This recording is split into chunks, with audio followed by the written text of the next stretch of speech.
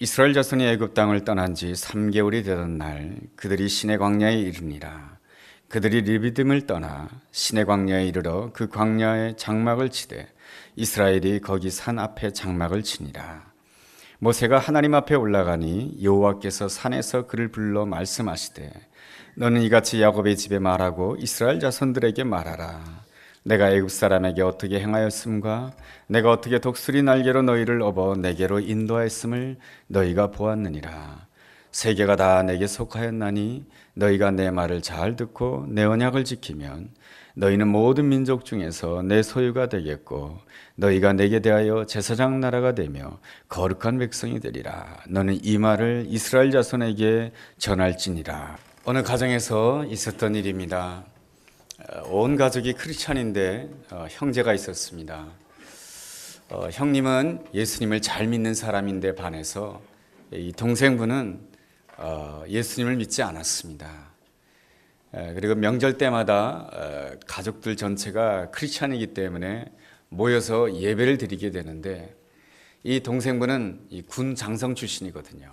그래서 자기 자신의 삶에 대해서 굉장한 자부심을 가지고 있었습니다. 그런데 가족들이 명절에 모일 때마다 예배 드리는 것을 대단히 못마땅하게 생각했습니다. 왜 모일 때마다 예배 드려야 되냐 하면서 입이 이만큼 나와서 예배 드릴 때가 되면 딴방으로 가는 그러한 모습을 보였습니다. 그러던 어느 날 그만 큰 사고를 만나게 됩니다.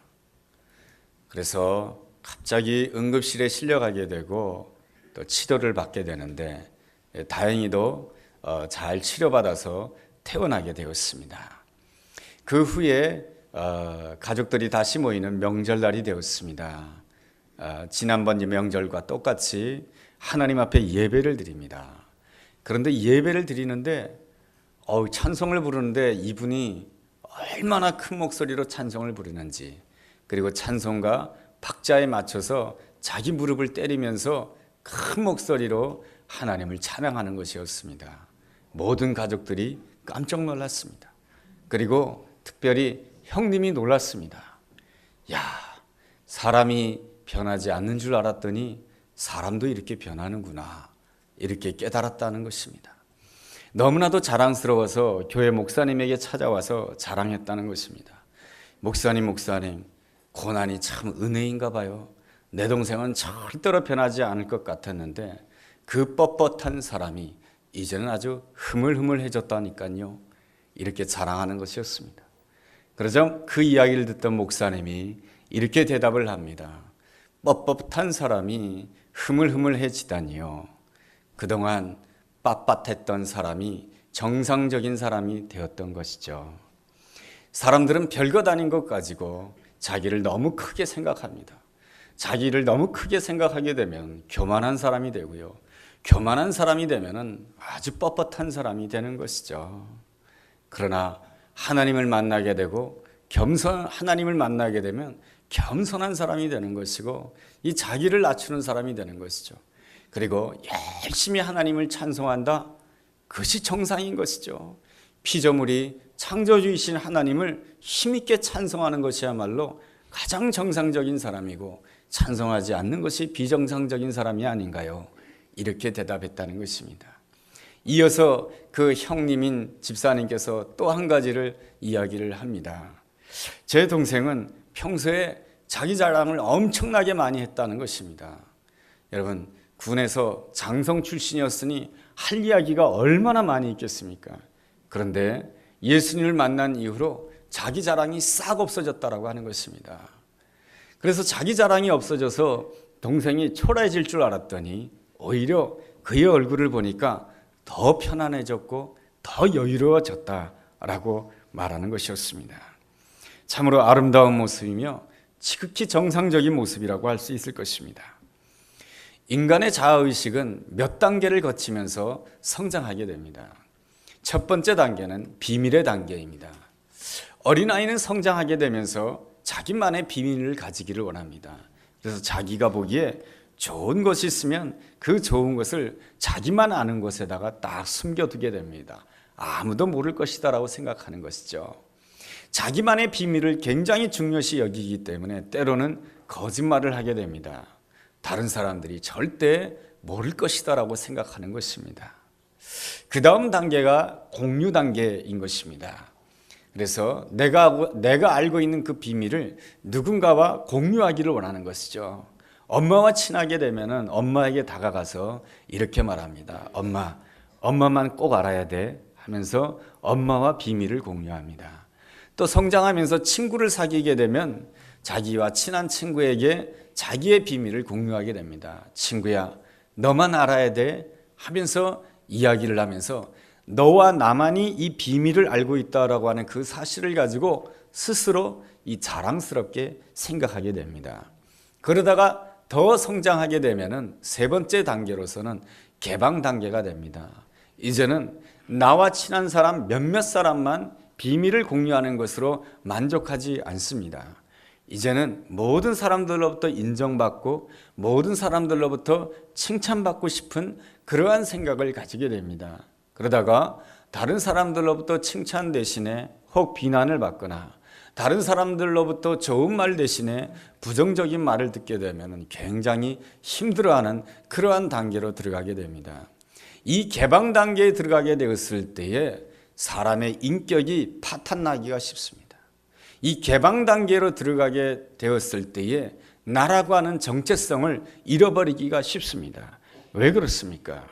다른 사람들이 나를 어떻게 보아주냐에 따라서 나를 생각하는 사람이 되기 때문에 다른 사람의 그 평가에 따라서 나를 생각하기 때문에 나의 인격이 파탄이 되는 것이고 내가 깊은 상처를 받게 되는 것이고 내가 무너지게 되는 것입니다. 그 단계를 넘어서서 나가야 되는 가장 성숙한 단계가 있습니다. 그것은 바로 하나님과 나만이 아는 단계인 것입니다. 하나님을 만나게 되면 하나님과 나만이 아는 단계로 넘어가게 됩니다. 그래서 다른 사람들이 이렇게 말하든 저렇게 말하든 그것과는 상관없이 하나님께서 나를 어떻게 생각하시는가, 이것이 가장 중요한 것이 되는 것입니다.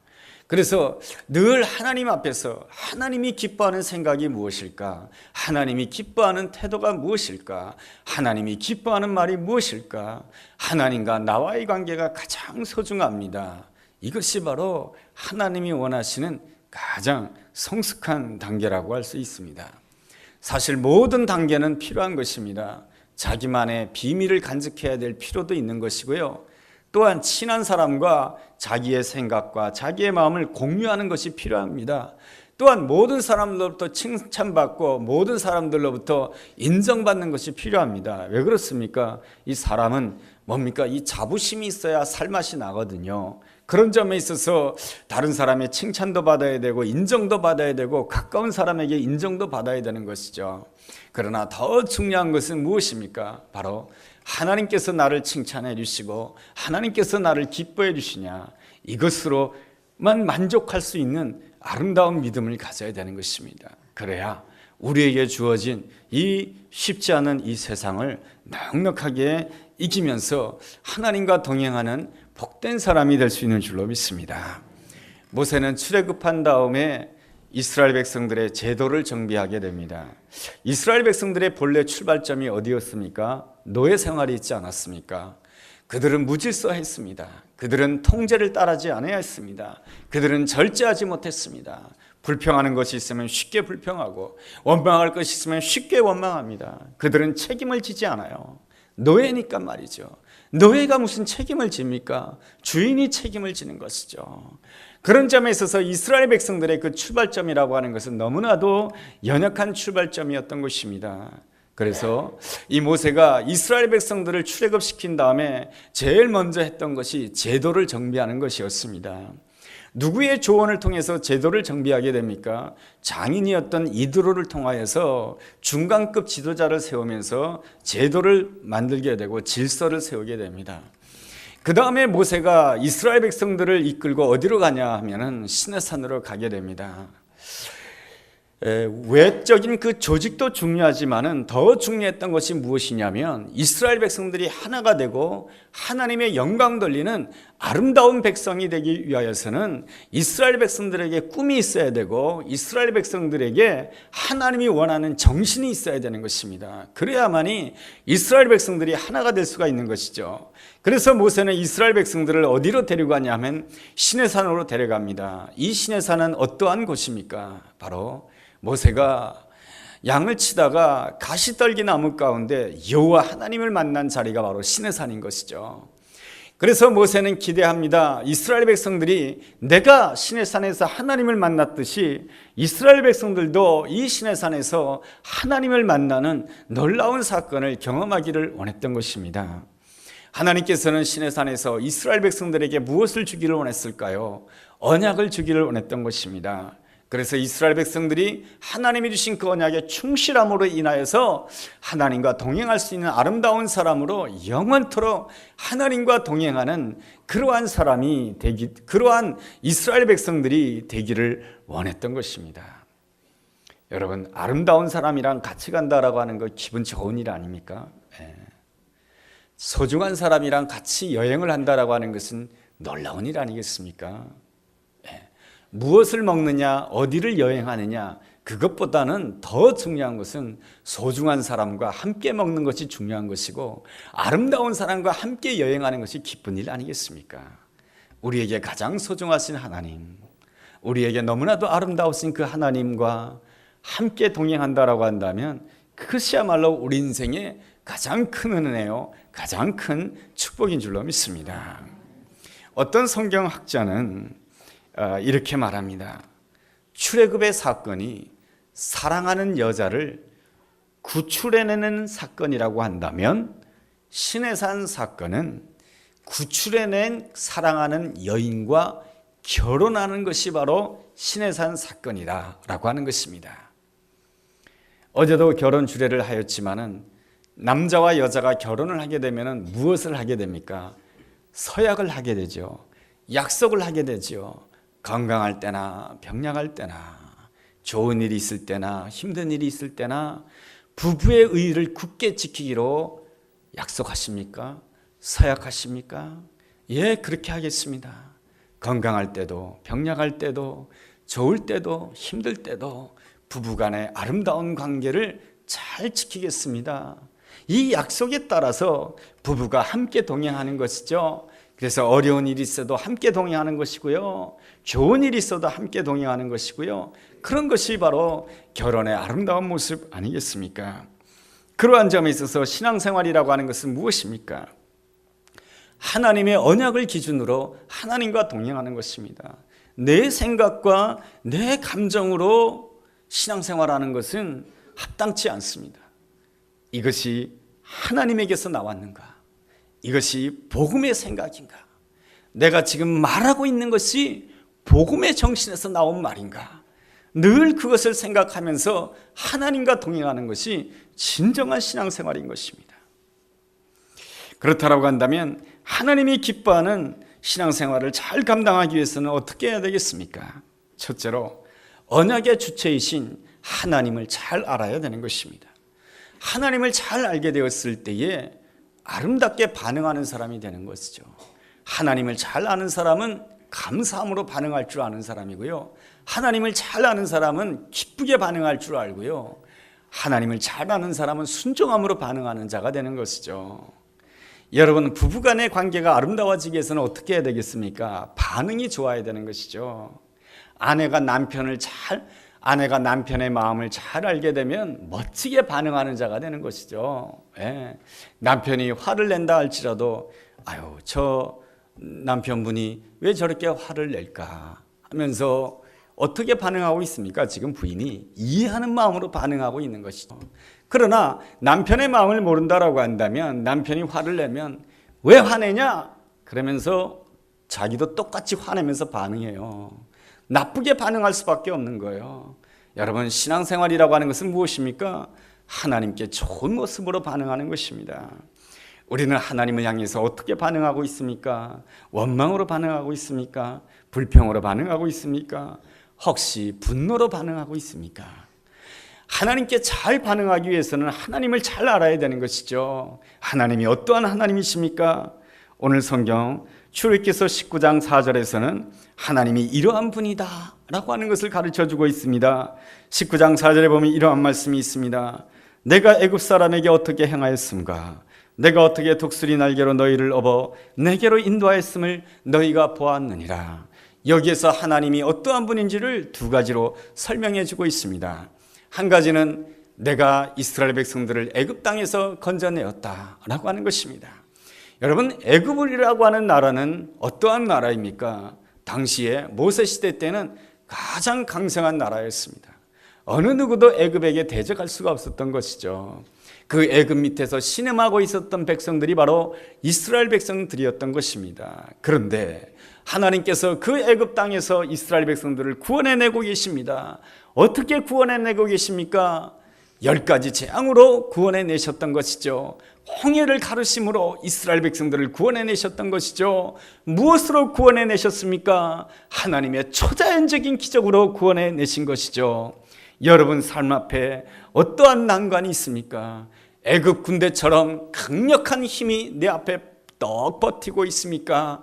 여러분, 우리는 그때마다 고백해야 되는 것입니다. 내 앞에 있는 이 애굽 군대보다 내가 믿는 여호와 하나님이 더 크고 위대하신 줄로 믿습니다. 하나님은 예나 오늘이나 내일이나 동일하신 하나님이신 줄로 믿습니다. 하나님께서는 과거에 애굽 군대를 물리치기 위해서 초자연적인 기적으로 역사해 주셨던 것처럼 오늘도 하나님께서는 나로 하여금 내 앞에 있는 모든 장애물과 문제 앞에서 승리하도록 초자연적인 기적으로 역사해 줄 줄로 믿습니다. 그렇게 온전한 믿음을 고백하게 되었을 때 여러분 앞에 아무리 애국 군대가 있다 할지라도 하나님께서는 여러분의 삶 가운데 초자연적인 기적의 역사로 우리를 건져주실 것이며 보호해 줄 것이며 인도해 줄 줄로 믿습니다. 이 놀라운 은혜가 우리 모두에게 함께하게 되기를 주의 이름으로 축원합니다. 또한 하나님이 어떠한 분이신지 4절 중반절에 이렇게 말씀해주고 있습니다. 또 한 가지는 말이죠. 내가 어떻게 독수리 날개로 너희를 업어 내게로 인도하였음을 너희가 보았느니라. 여러분, 독수리는 맹수 중에 맹수예요. 독수리는 사자까지 공격할 수 있는 아주 날랜 짐승인 것입니다.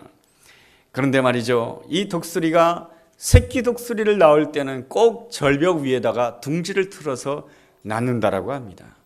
그래서 이 독수리 새끼가 알에서 깨어나고 그리고 성장하게 되면은 어미 독수리는 이 독수리 새끼를 바닥에 던진다라고 하는 것이죠. 그렇게 되면 독수리 새끼는 정신없이 떨어지는 것이죠. 그러면은 바닥에 떨어지기 바로 전에 독수리 어미가 이 독수리 새끼를 낚아채 가지고 다시금 올려주고 다시 떨어뜨리고 다시 올려주고 그렇게 하게 됩니다. 여러분, 이 독수리 새끼가 떨어질 때에 어떤 기분이 들겠습니까? 저분이 내 어미인가? 저분이 원수지? 이러한 생각 들지 않겠습니까? 그리고 이 독수리 새끼가 떨어질 때 무엇만 보이겠습니까? 추락하는 자기 자신의 모습이 보일 것이며 저 땅바닥에 떨어지면 내 생애가 어떻게 될 것인가? 이제는 다 끝나는구나, 그런 생각밖에 가지지 않겠습니까? 그러나 이 독수리 새끼를 보는 어미 독수리의 마음은 어떻습니까? 어미 독수리의 마음은 그런 마음이 아닌 것이죠. 얘야, 너도 나처럼 날 수 있단다. 너도 나처럼 날개짓을 하게 되면 나처럼 하늘을 날 수 있단다.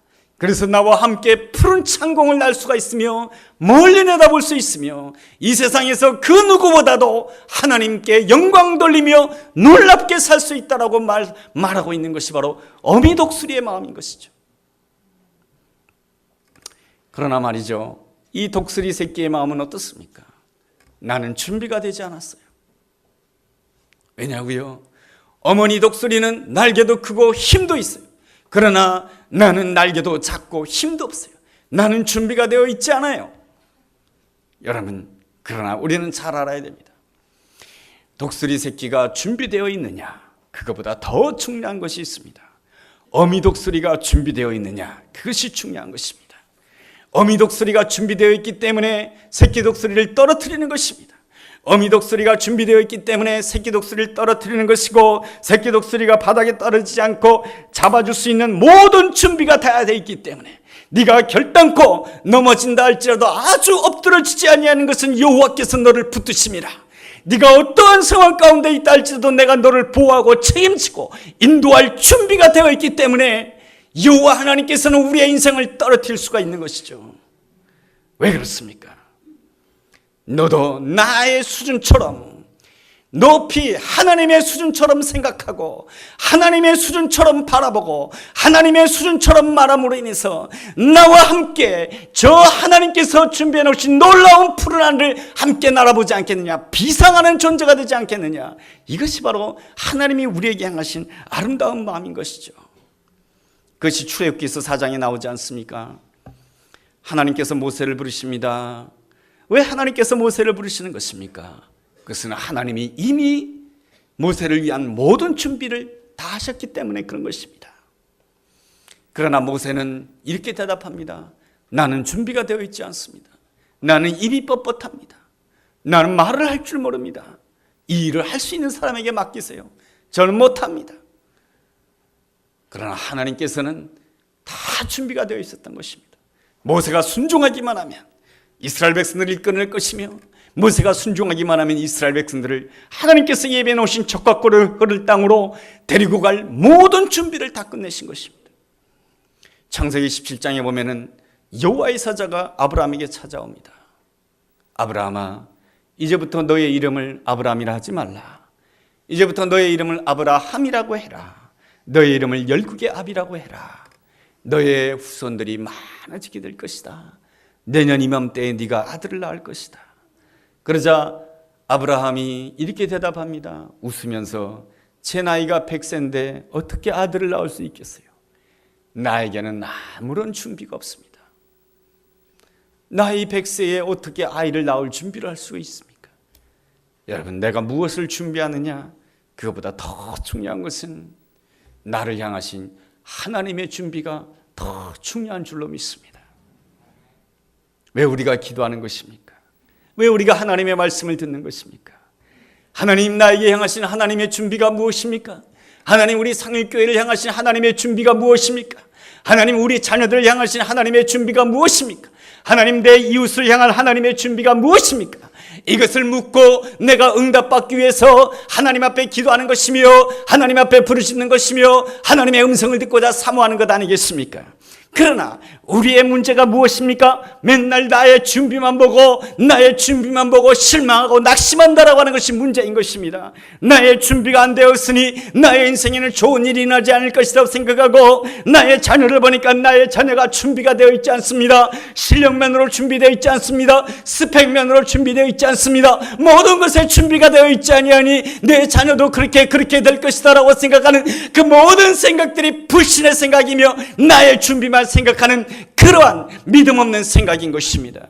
나의 준비보다 나에게 향하신 하나님의 준비가 더 중요하고, 나의 자녀의 준비보다 나의 자녀에게 향하신 하나님의 준비가 중요하고, 상일교회의 준비보다 상일교회에 향하신 하나님의 거룩한 준비가 더 중요한 줄로 믿습니다.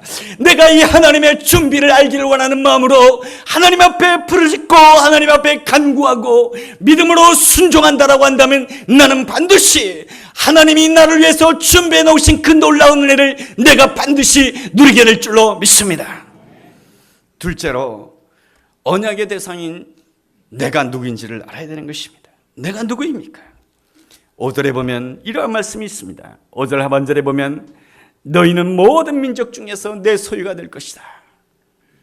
세상에 많은 사람들이 있지만 너는 내 것이 될 것이다 라고 하는 것입니다. 주님의 것이 된다라고 하는 것이 무엇일까요? 주님께서 책임져 주신다라고 하는 것 아니겠습니까? 이사야서 43장 1절에 보면 이러한 말씀이 있습니다. 너는 내 것이라. 내가 물 가운데로 지날 때에 내가 너와 함께 할 것이며, 강을 건널 때에 물이 너를 침몰하지 못할 것이며, 내가 불 가운데로 지날 때에도 타지도 아니할 것이며, 불꽃이 너를 사르지도 못할 것이다. 여러분, 하나님께서는 절대로 우리 삶 가운데 너의 인생에는 강물도 없을 것이며 너를 덮칠 강물도 없을 것이며 너의 인생에는 불꽃도 없을 것이며 너의 인생에는 환난도 없을 것이라고 약속한 적이 한 번도 없습니다. 오히려 세상 사람들은 자기가 원하는 대로 살아도 상관이 없습니다. 그러나 주님의 것이 되었다라고 한다면 주님의 것이 되는 그 순간부터 하나님께서는 나를 훈련시키는 것이죠. 어미 독수리가 새끼 독수리를 업어서 인도하는 것처럼, 그 새끼 독수리를 땅떠지에 떨어뜨리는 것처럼 하나님께서 나를 훈련시키는 것이죠. 왜 하나님께서 나를 훈련시키는 것입니까? 내 수준처럼 되라고 하는 것입니다. 그래야 하나님의 수준처럼 생각하고 하나님의 수준처럼 말하고 하나님의 수준처럼 모든 것을 할 줄 알아야 하나님과 동행하고 하나님께 영광 돌릴 수가 있게 되는 것이죠. 그래서 하나님께서는 우리 삶 가운데 강물을 허락할 때도 있고 불꽃을 또 허락할 때가 있지만 하나님께서는 우리에게 약속해 주고 있는 것이죠. 너는 내 것이라. 내가 물 가운데로 지날 때에 내가 너와 함께 할 것이며 강을 건널 때에 물이 너를 결단코 침몰치 못할 것이며 내가 불 가운데로 지날 때에 타지도 아니할 것이며 불꽃이 결단코 너를 사르지도 못하게 할 것이다라고 주님께서 약속해 주고 있는 것입니다. 바로 하나님의 준비는 다 끝났다라고 하는 것입니다. 너는 내 것이다라고 부를 때에 나에게 행하신 하나님의 준비는 완벽한 줄로 믿습니다. 내가 왜 예수를 믿는 것입니까? 나를 위한 모든 준비는 예수님께서 다 하셨기 때문에 내가 예수님을 믿는 것이죠. 왜 주님께서는 이렇게 나를 훈련시키고 그리고 또한 나를 이렇게 인도해 주시는 것입니까? 그것은 바로 나로 하여금 이 모든 훈련의 과정을 통해서 주님의 그 아름다움을 체험하고 온 세상을 향해서 주님을 증거하도록 하기 위한 것입니다. 그래서 말이죠, 주님이 원하시는 아름다운 모습은 내가 생각하고 말할 때마다 우리는 주의해야 되는 것입니다. 지금 내가 내 생각과 내 감정으로 말하는 것인가, 아니면 복음의 정신으로 생각하고 복음의 정신으로 내가 지금 말하고 있는가? 여러분, 많은 일을 한다고 해서 하나님께 영광 돌리지 않습니다. 바로 복음의 정신으로 생각하고 복음의 정신으로 말하고 복음의 정신으로 순종하고 복음의 정신으로 봉사하고 복음의 정신으로 섬길 때만이 하나님이 영광 받으시고, 야, 너는 정말로 나와 함께 대화할 수준이 되는구나, 너는 나와 함께 하늘을 비상할 수준이 되는구나, 하나님이 인정해 주시는 것이죠. 셋째로 언약의 내용을 알아야 되는 것입니다. 그래야 언약을 지킬 수 있죠. 언약의 내용이 무엇일까요? 6절 말씀에 이렇게 기록되어 있습니다. 너희가 내게 대하여 제사장 나라가 되며 거룩한 백성이 되리라. 너는 내게 대하여 제사장 나라가 되어야 될 것이며 거룩한 백성이 되어야 된다고 말씀해 주고 있습니다. 여러분, 거룩이라고 하는 것이 무엇입니까? 나의 삶의 모든 영역에서 여호와 하나님만이 나의 주인인 줄로 믿습니다.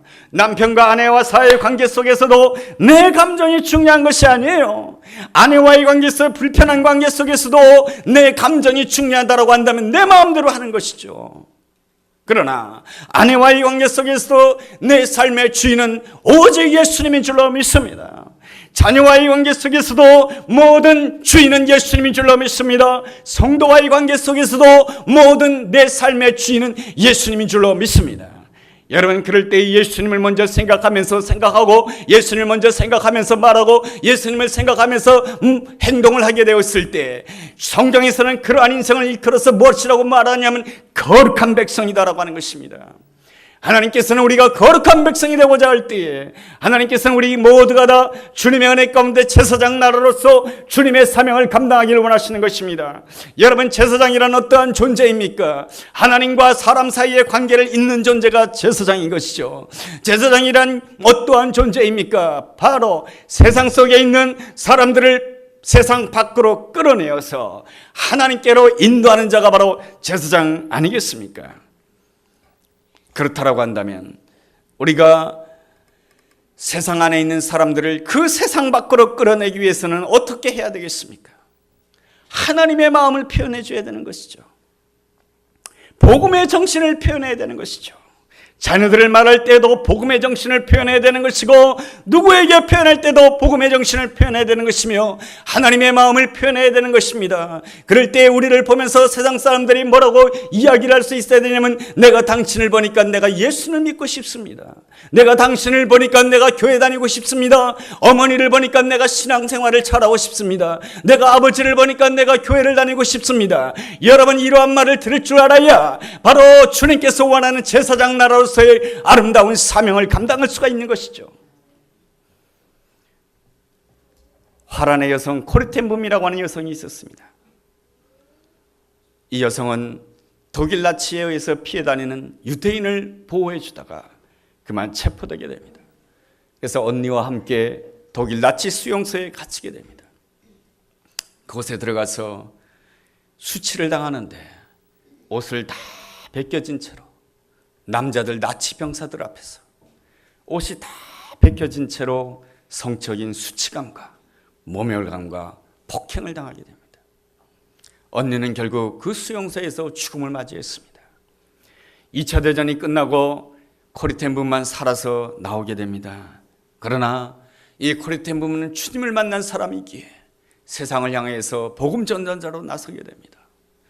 어느 날 십자가의 복음을 증거하게 되는데 용서해야 됩니다 라고 이렇게 선포하게 되었을 때에 한 독일 남자가 자에게 다가옵니다.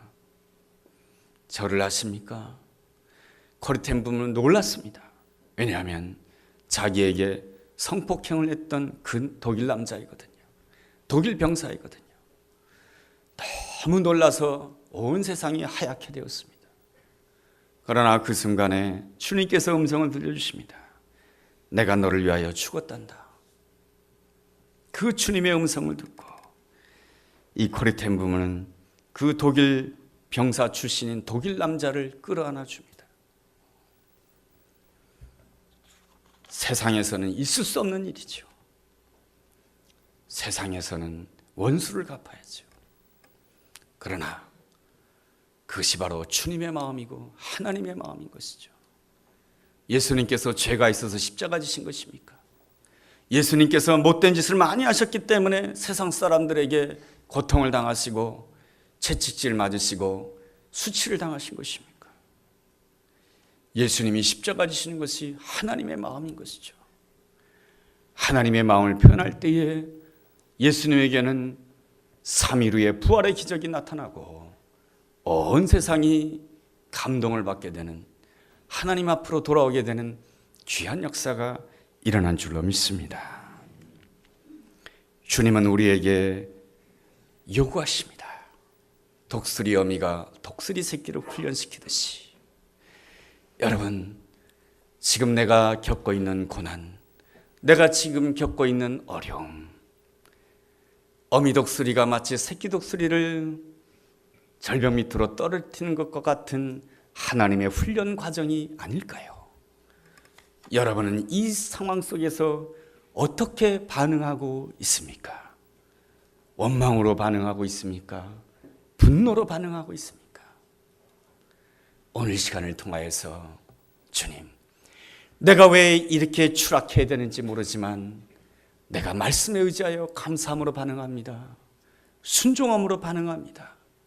그렇다라고 한다면 하나님의 은혜로 우리가 주님처럼 생각하고 주님처럼 마음을 품고 거룩한 백성으로 제사장 나라로서 하나님의 마음을 세상을 향해서 표현하는 자가 되지 않겠습니까? 그러면 우리가 인생을 마치게 되었을 때에 나를 보시는 주님께서 뭐라고 그러실까요? 얘야, 참 수고했다.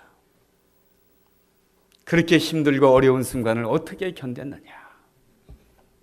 너는 나의 종이며, 너는 나의 아들이며, 너는 나의 딸이며, 너는 영원히 내 것이야.